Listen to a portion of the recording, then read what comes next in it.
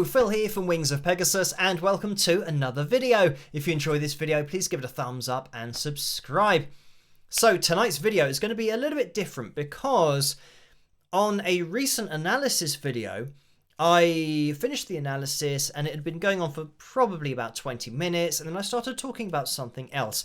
And the thing I was talking about was more of a discussion piece, really, than anything to do with the analysis that I was conducting at the time. So I thought that I would release it in another video, which is going to be this video tonight, because it addresses many different things. The first thing that I want to mention is that when I'm asked to do analysis videos, I'm asked to point out exactly what's going on.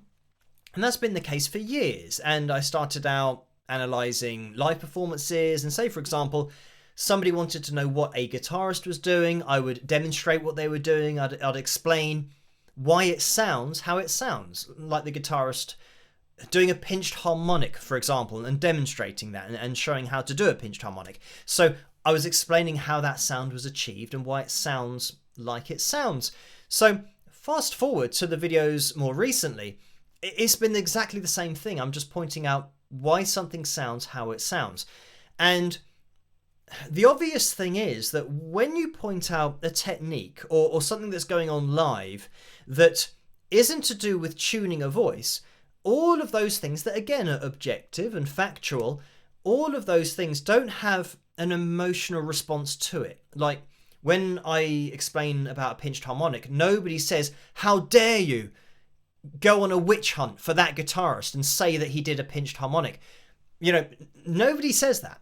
But as soon as you point out something that, again, objectively and factually is a tuned voice, you get that reaction from fans of the band or artist. Sometimes I'll get contacted by the band or artist or the producer, and they'll say, well, we saw your analysis video and the reason that we applied pitch correction was because that's the sound that we were going for and that's the sound we wanted.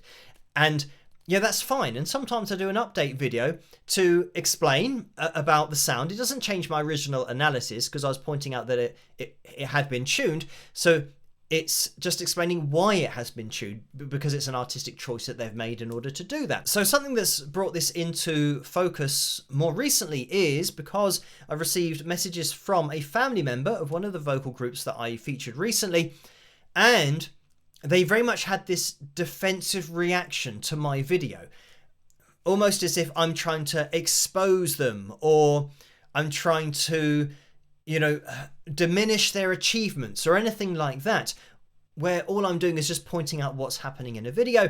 So that's what we're going to be talking about tonight, and I'm going to be jumping into this discussion video that I was just having with myself at the end of an analysis video. And this is why on the screen there's nothing next to me, because the analysis had already finished, but I just continued to talk about this kind of stuff. Now, this reminds me of a comment that I received recently on my channel, where it was a family member of a vocal group that I had featured, and it happened to be the aunt of these singers who were young singers.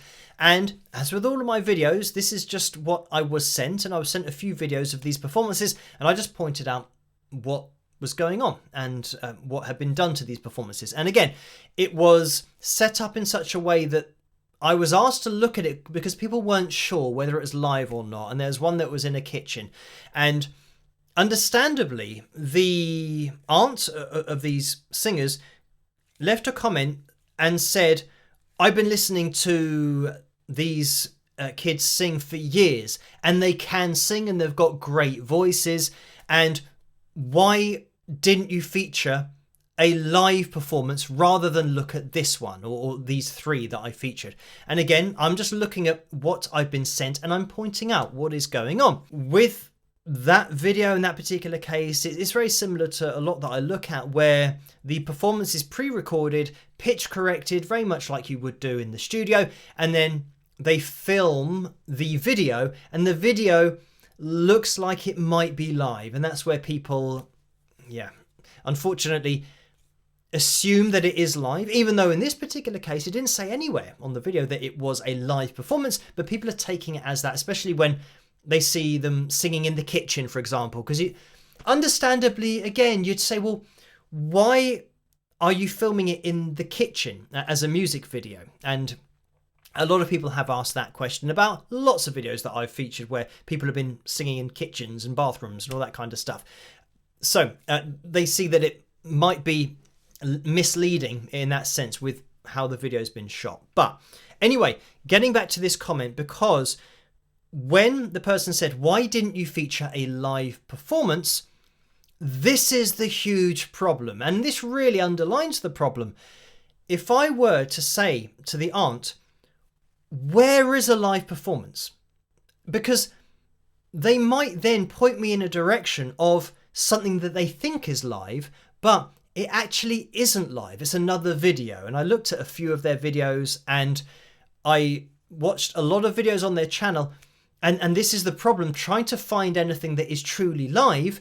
It might be the case that the aunt doesn't know that all of the videos are done in the same way. And I did say to her that if you ask your niece and nephews, they will be able to tell you what they've done, and they will confirm, if they're being honest, they will confirm what I'm saying, that it is pre-recorded and it is pitch corrected and the video is totally separate, and that they don't say it's live anyway on their videos. They say, why don't you look at something live?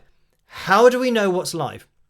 And how does anybody know what's live? That is the problem with editing vocals on everything, is that everyone who thinks, and I get this multiple times a day, where people send me videos saying, if you want an authentic vocal, look no further than this performance by, and they send me this video saying it's great to hear a natural voice.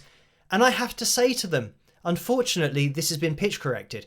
So people are sending me stuff that has been edited, it's been pitch corrected, and they're thinking that it's a genuine vocal. So this is the mess that we're in now, is that people just don't really know. I can't find a live vocal, and I did say to the person, send me a video and I will look at it. I haven't got a problem with looking at a live performance, and I haven't received anything yet. And unfortunately, I think maybe family members don't understand, and if they're not singers themselves, they don't know about Melodyne and what you can do to the voice. Family members might not know what their family members are doing to their voice before uploading. So then when it's pointed out, there's that defensive reaction. And the person did actually say, I don't agree, along the lines of saying, I don't agree with you putting across what you're saying as fact when it's just your take. And I did reply to the person saying that this isn't my take. It's not my opinion. I'm showing you the objective data on screen that it is pitch corrected. It is calibrated to A440 standard pitch equal temperament. That's what we're looking at on screen. Human vocal cords don't do this, so we know it's calibrated. And I did say I've looked at hundreds, if not thousands, of the best voices of all time, and none of them do that. None of them over the first 10 or 20 seconds of a performance have been on the lines 20 times. It's calibration that does that. Great vocalists are on the lines maybe 3 or 4 times in the space of 3 or 4 minutes, let alone 20 times in 20 seconds.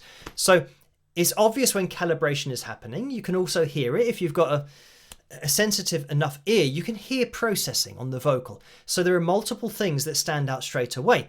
So saying that, it's just my take on it, it's not. And my videos in the past, I've featured huge bands and artists whose videos are still up on my channel, and legal teams have looked at my videos and they know that they can't take them down because other people can do the same test and get the same result. And it's objective. It's not my opinion that is being calibrated to A440 standard pitch equal temperament. It's a fact. We can see it on screen. This reaction, I know that it's probably because they don't, I don't even know if it's this, that they don't want people to know that the performance didn't sound how they've made it to sound. but I don't even know if that's it, whether they're just pitch correcting everything as a matter of course, even though they'll know what it sounded like before and they'll know what it sounded like after they've applied it. And they'll know that those two things sound different because this is a new audio file after editing and it doesn't sound like that first audio file. So they know what they're doing, but why is there a defensive reaction to somebody pointing out what's going on? It's got to be because there's a negative connotation associated with correcting your vocals. And you think, well, yeah, you could argue that if something needs correcting, it means it was wrong in the first place. If we're just getting down to the basic definitions of correcting something, it was wrong, so it needed correcting. But nowadays, it's getting corrected even if it wasn't wrong. So in this particular case, they might be great singers, and I never said that they weren't great singers, but we never get to hear their original voices. So how do we know that they weren't wrong? All we hear is the corrected version. So people assume that, well, if it's been corrected, there must have been something wrong in the first place. But then they say, well, no, there was nothing wrong, it's just an industry standard. But again, that's a contradiction. If there's nothing wrong, why are you correcting it? And this is unfortunately what's happened to the music industry and even with independent artists. Now, everyone is correcting. They're pitch correcting their voices, so you never know who's singing well and who's singing badly. So therefore, the negative connotation with pitch correction is because everyone will assume you're singing badly because you've had to correct it.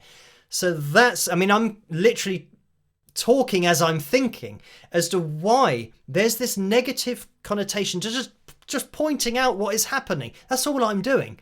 But why is there a backlash? It's because I'm pointing out that something has been corrected. So therefore the assumption is, well, it was wrong in the first place. So the only way out of that is to say, listen to our original vocal to hear that it didn't need correcting, which means don't pitch correct it, because then you can show everyone that you can do it without pitch correction, and then there won't be any backlash because I will be pointing out that it's a genuinely live vocal. And just to finish this particular video, this is the whole point behind my authentic vocal project, and why I think now, I mean, as days go on, I think it's more and more important for people to be able to find a place where they can listen to authentic vocalists and voices that haven't been edited and haven't been treated with this industry standard of correction when it didn't need correcting in the first place. Because once you correct something, the assumption is that it was wrong. On authentic vocal, you'll just get real voices and totally unedited voices, and people just doing it. And if you like it, great. If you don't like it, it doesn't matter because they're actually doing it. At least you're not liking it for an authentic reason. So, yeah. By the way, if you want to go and subscribe to the Authentic Vocal YouTube channel, you can do. It's at Official Authentic Vocal. And the Instagram is authentic.vocal. And you will only see real voices, no AI, nothing like that on Authentic Vocal. They've been independently verified by myself, just authentic vocalists doing what they do.